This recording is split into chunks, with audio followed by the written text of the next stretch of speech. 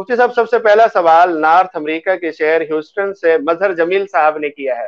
ان کے سوال کا خلاصہ یہ ہے کہ سنت غیر موکدہ اور سنت موکدہ ان کا طریقہ ایک جیسا ہے یا سنت غیر موکدہ پڑھنے کے طریقے میں فرق ہے؟ جیسے عصر کی 4 سنتیں ہیں یا عشاء کی 4 سنتیں ہیں، تو ان میں 2 رکعات کے بعد اتحیات پڑھیں گے اور پھر اس کے بعد درود شریف اور دعا پڑھیں گے، یا درود شریف اور دعا پڑھے بغیر تیسری رکعت کے لیے اٹھ جائیں گے؟ تو اس میں کیا تفصیل ہے؟ بسم اللہ الرحمن الرحیم نحمدہ ونصلی ونسلم علی رسولہ الکریم.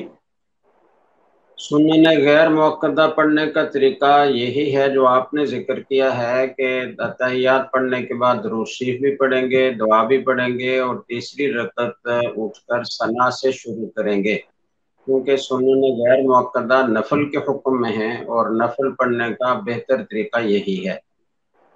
لیکن اگر کوئی درود شریف اور دعا نہیں پڑھتا اور صرف اتحیات پڑھ کر اٹھ جاتا ہے تو نماز اس کی بھی ادا ہو جاتی ہے، لیکن افضل اور بہتر طریقہ یہ ہے کہ درود شریف اور دعا بھی پڑھی جائے.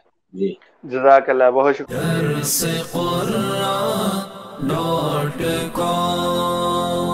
www.darsequran.com